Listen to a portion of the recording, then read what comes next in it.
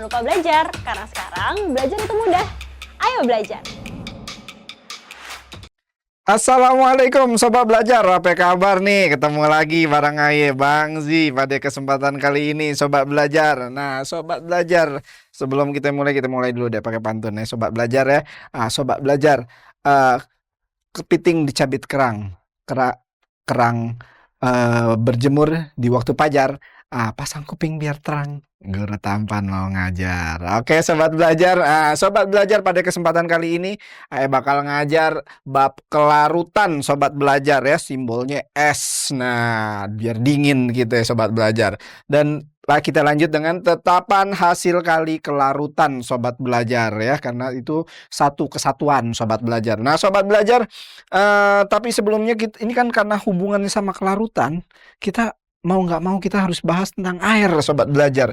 Nah Sobat Belajar, kurang lebih air tuh punya molekul seperti ini Sobat Belajar. Nah ini H2O tuh namanya rumus molekul, bukan HHO nih. Kalau tanya itu apaan sih H2O? Bukan HHO, tuh H2O, rumus molekul daripada air Sobat Belajar ya. Nah kurang lebih bentuk molekulnya seperti ini Sobat Belajar. Ada 2 atom hidrogen dan 1 atom oksigen. Nah, atom oksigennya lebih besar Sobat Belajar. Nah, Sobat Belajar, air ini alhamdulillah ya Sobat Belajar ya, kita beruntung diturunkan manusia nih, turun ke dunia ini udah disediain air sama Gusti Allah Sobat Belajar ya. Ada H2O. Nah, Sobat Belajar, air itu sendiri kan 97%-nya itu ada dalam bentuk lautan Sobat Belajar. Terus 2%-nya dalam bentuk es yang kita sering lihat itu di TV-TV, di kutub-kutub Sobat Belajar. Nah 1%-nya itu cuma air tawar Sobat Belajar. Nah Sobat Belajar, ngomong-ngomong tentang air, dalam tubuh kita sendiri Sobat Belajar, itu otak kita Sobat Belajar, punya kan? Kita semua punya otak Sobat Belajar. Itu kurang lebih 70%-nya Sobat Belajar air Sobat Belajar. Oke. Nah, berarti kalau ada yang bilang, "Weh, otak ente encer banget." Nah, berarti kandungan airnya bisa jadi pas Sobat Belajar, oke? Nah, ingat kalau yang berlebihan juga belum tentu bagus ya Sobat Belajar. Terus lagi Sobat Belajar, tulang kita nih Sobat Belajar, tulang aja yang kita lihat keras begitu Sobat Belajar, tulangnya agak ke dalam gitu. Itu 31%-nya itu air juga Sobat Belajar. Nah, terus kulit kita nih Sobat Belajar. Kulit kita nih Sobat Belajar itu 64%-nya juga air Sobat Belajar. Bayangin betapa pentingnya air dalam kehidupan kita sebagai makhluk hidup, khususnya sebagai manusia. Nah, overall Sobat Belajar secara keseluruhan 2/3 atau 66,7% daripada tubuh kita ini itu juga air Sobat Belajar. Nah, bayangin Sobat Belajar. Nah, ngomong-ngomong tentang air Sobat Belajar, ternyata Sobat Belajar ada beberapa sifat dari air yang secara ilmiah sebenarnya itu ajaib Sobat Belajar. Cuman sayang banget Sobat Belajar, karena kurang pengetahuan atau kurang ilmu kimianya, maka itu dianggap biasa aja. Padahal buat orang-orang yang berilmu Sobat Belajar, ini ajaib Sobat Belajar. Nah, apa aja tuh Sobat Belajar? Yang pertama Sobat Belajar, air itu bersifat cair. Cair? Ajaib? Ajaib dari Hongkong. Kan biasa aja kan kalau di mata orang yang kagak paham. Sobat Belajar, jadi dia punya cerita tuh begini Sobat Belajar. H2O, nomor atom relatif dari H kan 1. O itu 16. H-nya ada 2. H2O jadi 2 kali 1 ditambah 16, 18. Sobat Belajar, logikanya Sobat Belajar, kita bernapas menghirup apa Sobat Belajar? Oksigen, bener kan? Nah, oksigen. Kita bernapas menghirup oksigen. Belajar tahu nggak? Oksigen itu nomor masanya berapa? Atom relatifnya? 16. Betul, 16. Jadi molekul relatifnya 16 kali 2 berapa? 32. Bentuknya dia apa? Gas. Terus kita habis menghirup oksigen, kita ngeluarin apa? Karbon dioksida kan? Karbon dioksida Sobat Belajar, C itu kan 12, O itu adalah 16. Kalau kita jumlahkan 12 ditambah 2 dikali 16, itu sama dengan 12 ditambah 32, itu 44. Nah, sobat belajar, lihat di sini. Yang molekul relatifnya 32 gas, yang molekul relatifnya 44 gas. Logikanya sobat belajar, yang lebih kecil harusnya lebih gas juga dong. Ya kan sobat belajar? Karena partikelnya kan lebih kecil. Nah, kalau lebih kecil kan dia harusnya gas juga. Tapi kenyataannya ternyata Tuhan Yang Maha Esa sobat belajar Gusti Allah berkata lain. Dia dibikin jadi cair. Kenapa? Karena ternyata sobat belajar antara molekulnya itu ada ikatan hidrogen sobat belajar antara si O dan si H. Oke sobat belajar, ada ikatan hidrogen. Nah sobat belajar kan di fisika, kalau jarak antar molekulnya terlalu berjauhan, maka dia banyak ruang bebas sehingga berbentuk gas. Tapi kalau agak dekat sedikit, maka dia berbentuk cair. Nah inilah yang bikin jarak antar partikelnya jadi agak dekat sedikit. Enggak rapat banget. Kalau rapat banget nanti jadinya solid, sobat belajar. Nah, sebenarnya makanya secara ilmu pengetahuan dia ini ajaib, sobat belajar. Oke, itu yang pertama. Yang kedua, sobat belajar. So far, sobat belajar, zat yang bisa ada dalam 3 fase sekaligus, yaitu padat, cair, dan gas, itu air sobat belajar. Oke, padat dalam bentuk kalau kita jadiin es batu, padat dia. Cair dalam kondisi normalnya sobat belajar. Kalau gas, sobat belajar pernah nggak sih ngerasa kalau udara ini dingin sejuk? Itu karena di atmosfer ini mengandung H2O sobat belajar. Nah, barangkali ada juga yang bakal ngejutin sobat belajar nih ya. Sobat belajar, 1% air tawar yang ada di dunia ini sobat belajar, kan tadi 97%-nya air laut, 2%-nya air es itu, yang 1%-nya air tawar. Ternyata dari 1% itu sobat belajar, yang banyaknya itu adanya dalam bentuk gas di atmosfer. Kaget ya kan? Nah makanya sobat belajar, ini juga ajaib sobat belajar. Oke, nah jadi ini bisa menginspirasi sobat belajar nih, gimana caranya menangkap partikel-partikel H2O yang ada di atmosfer. Siapa tahu ntar bisa dijual sama sobat belajar. Oke, jadi air kemasan. Nah, mereknya terserah sobat belajar. Nah, ini yang ketiga sobat belajar, pelarut universal. Apa sih maksudnya pelarut universal? Maksudnya dia itu bisa ngelarutin apa aja sobat belajar.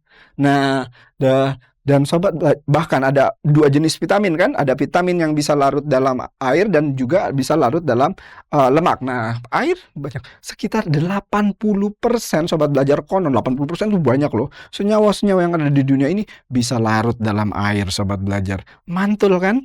Nah, sobat belajar, itulah dia yang bakal kita bahas kali ini sobat belajar, tentang kelarutannya sobat belajar. Kelarutan zat terlarut di dalam pelarut. Walaupun kalau kita ngomongin pelarut tentu bukan air satu-satunya sobat belajar. Penasaran?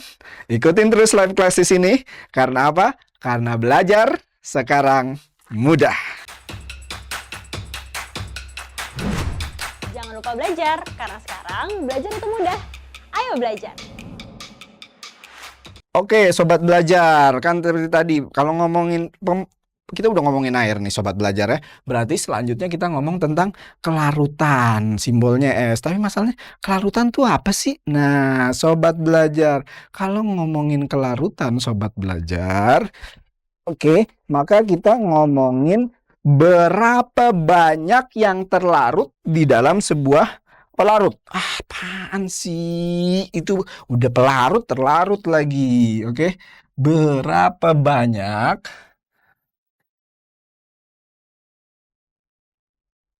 zat terlarut dalam pelarut? Nah, gitu sobat belajar. Pakai bahasa sobat belajar sendiri boleh deh sobat belajar. Kasih catatan kecil. Jadi misalkan gini sobat belajar. Misalkan kita punya air nih di dalam sobat belajar ya. Terus kita masukkan suatu zat A. Nah, zat A-nya itu kita sebut dengan zat terlarut sobat belajar. Nah, pelarutnya itu tadi, airnya itu tadi sobat belajar. Kuncing. Terus kita aduk, larutlah dia sobat belajar. Walaupun tentu aja sobat belajar nggak semua zat bisa larut dalam air. Oke sobat belajar, yang bisa larut kalau dia senyawa polar ya sobat belajar. Apa itu? Nah, ntar ada lagi deh pembahasannya.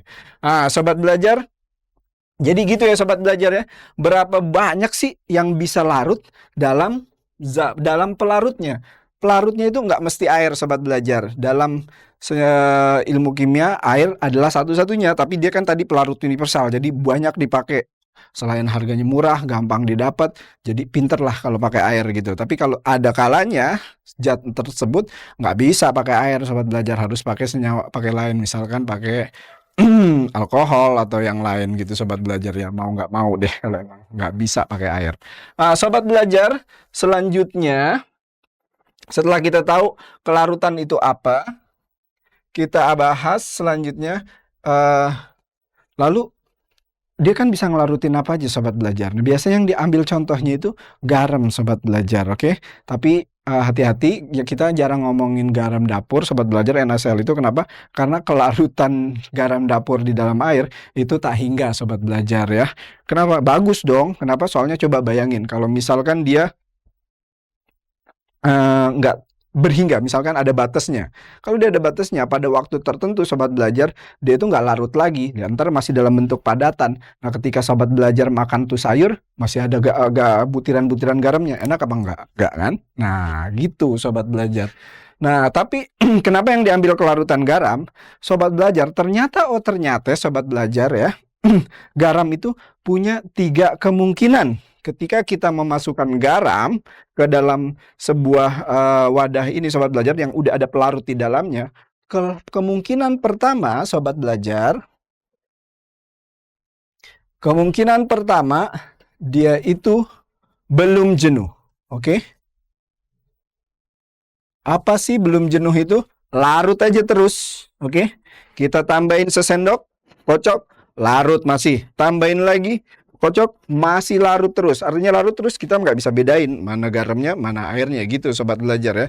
Nah, tapi ada momen sobat belajar, garam tersebut yang kedua adalah mengalami proses tepat jenuh.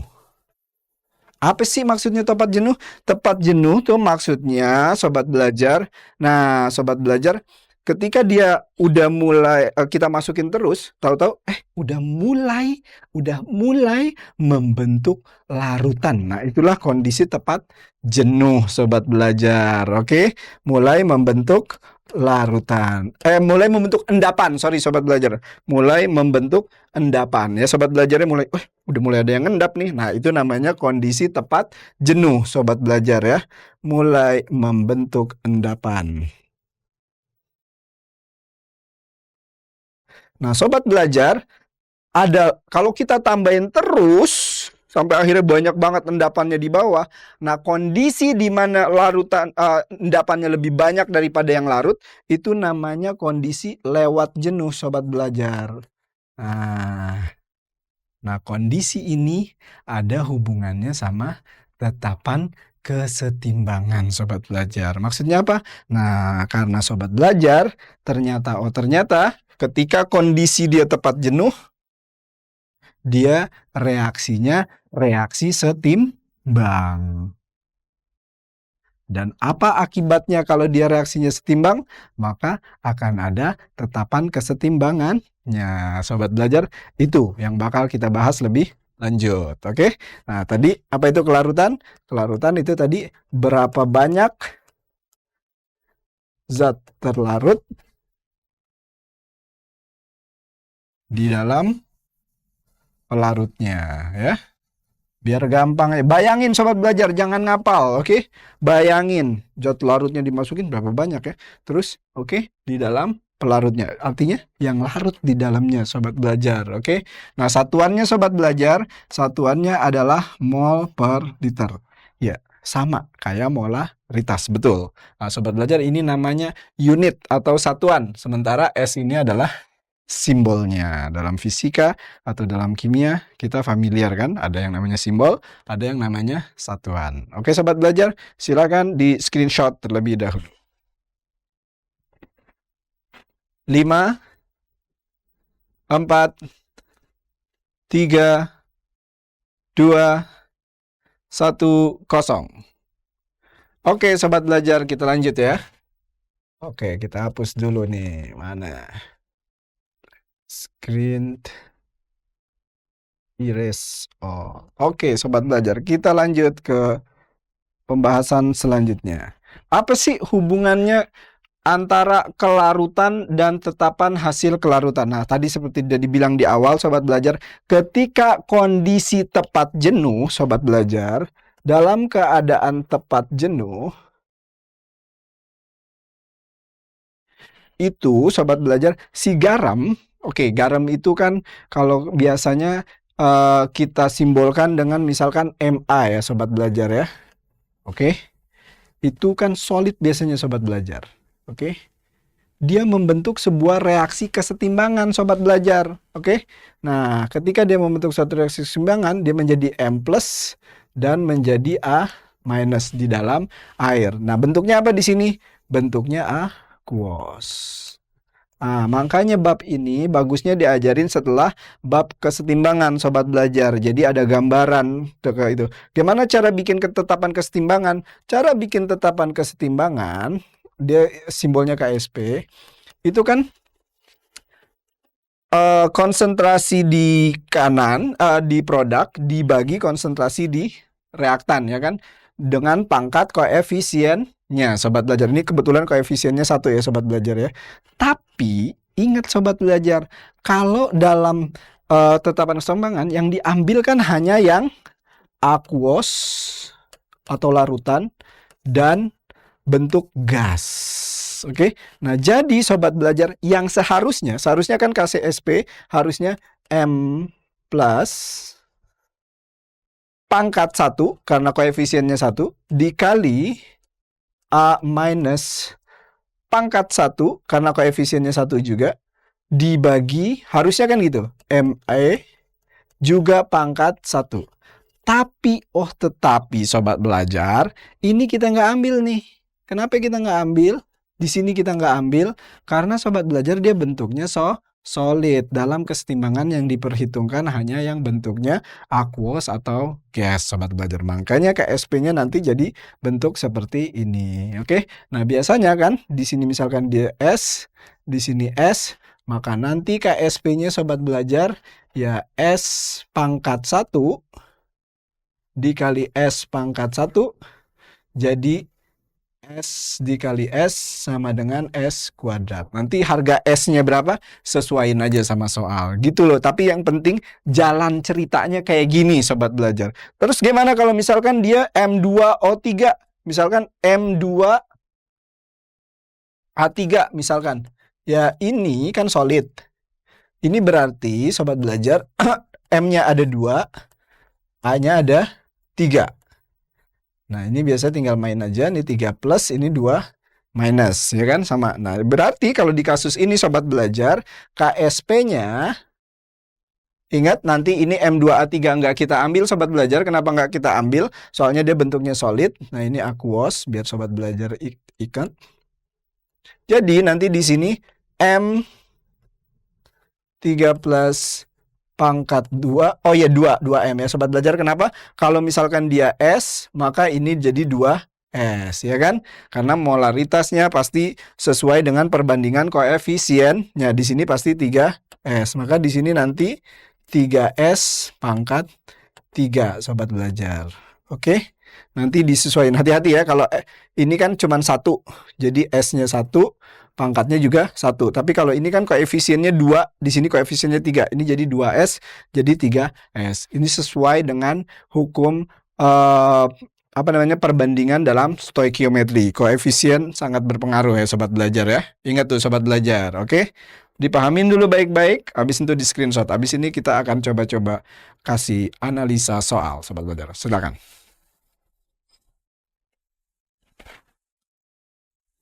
5, 4, 3, 2, 1, 0.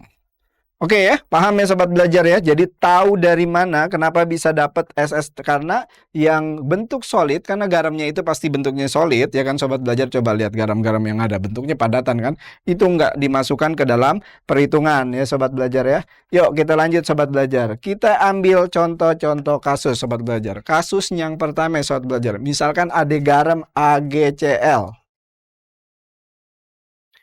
Ini kan solid. Nah, sobat belajar, AG kan udah terkenal dia itu plus 1, sobat belajar.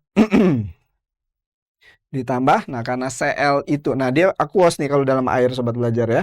Terus Cl minus juga aqueous.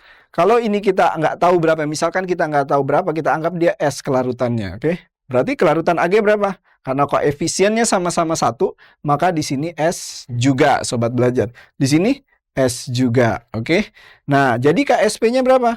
Jadi KSP-nya sobat belajar, lihat dari sini, yang Ag pangkat 1 dikali dengan Cl minus pangkat 1. Jadi S pangkat 1. Kenapa ini 1S? Karena koefisiennya sama-sama 1 ya sobat belajar, dikali S.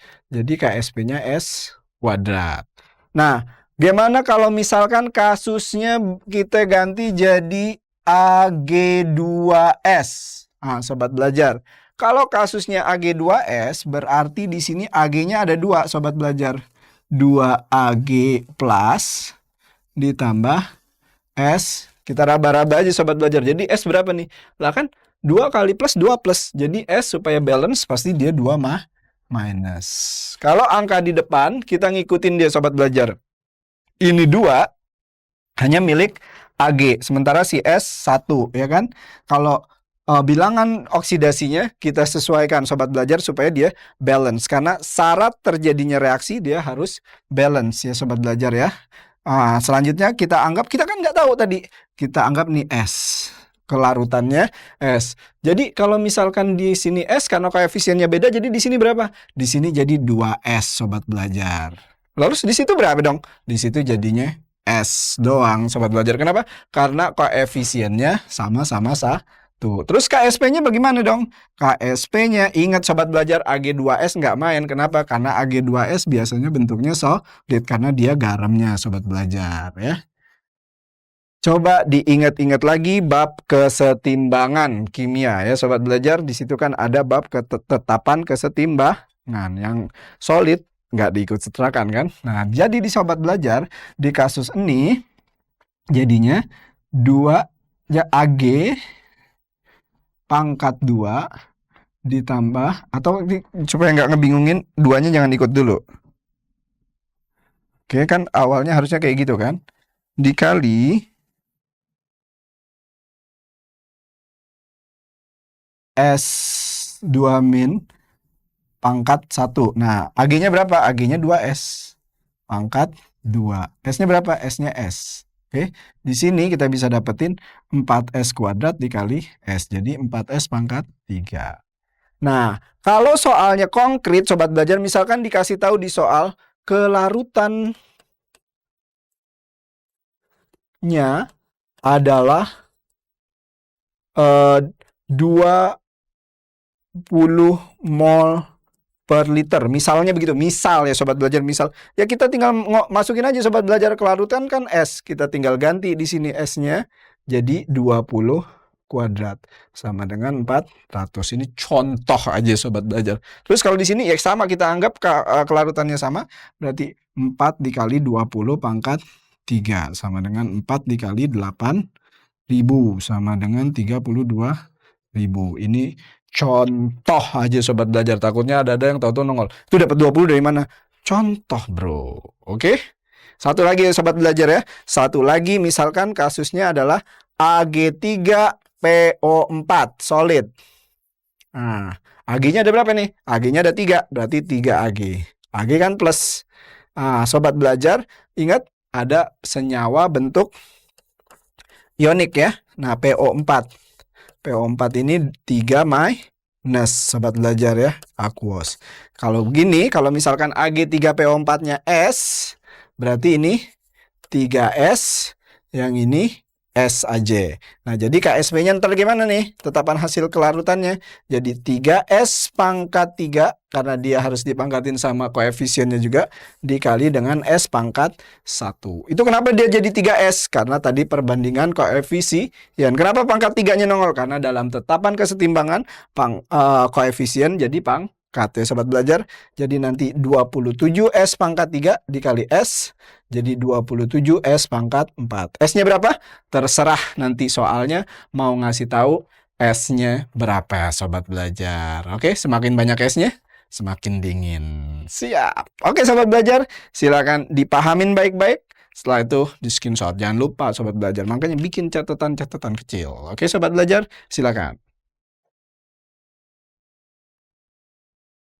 5, 4, 3, 2, 1. Oke deh sobat belajar. Jadi kurang lebih pada pertemuan kali ini sampai situ aja dulu sobat belajar. Sampai kita nyari tahu bagaimana caranya nyari tetapan hasil kali kelarutan ya sobat belajar. Konsepnya kurang lebih kenapa bisa muncul kayak gitu yang mau Anda tekenin sobat belajar. Nah, dia itu mirip ke kasus yang tetapan kesetimbangan. Karena apa? Karena kondisi tepat jenuh sobat belajar itu reaksi kelarutan mengalami kesetimbangan sobat belajar ya. Makanya muncullah persamaan seperti ini sobat belajar. Oke sobat belajar, jadi dari bab ini mudah-mudahan sobat belajar jadi paham. Oh ternyata bab ini berkaitan ya sama bab yang sebelumnya. Iya begitu sobat belajar. Itu makanya kurikulum itu diatur sedemikian hingga